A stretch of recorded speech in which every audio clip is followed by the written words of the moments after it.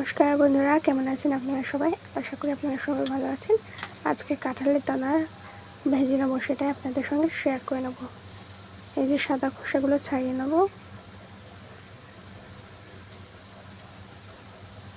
এবার এগুলোকে পাতলা পাতলা করে কেটে নেব। এই যে এইভাবে কেটে নেব। এই যে আমাদের সব কাটা হয়ে গেছে। এবার আমরা এর মধ্যে নুন দিয়ে দেবো আর দিয়ে দেবো হলুদ গুঁড়ো, দিয়ে ভালো করে মেখে নেব। এই যে আমাদের মাখা হয়ে গেছে। এবার কড়াইতে তেল দিয়ে দুটো শুকনো লঙ্কা ফোড়ন দিয়ে নেব আর কাঁঠালের দানাগুলো ভেজে নেব ভালো করে। এই যে দেখুন, ভেজে নিচ্ছি কাঁঠালের দানাগুলোকে।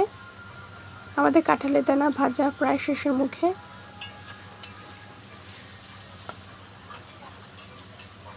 এই যে আমাদের কাঁঠালের দানাগুলোকে ভাজা হয়ে গেছে। এবার আমরা তুলে নেব।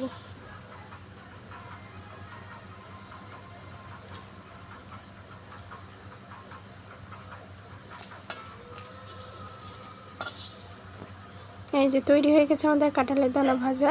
এবার কটা খেয়ে আপনাদেরকে দেখাই। দেখেন কতটা ক্রাঞ্চি হয়েছে। আপনারাও বাড়িতে তৈরি করে এইভাবে খাবেন।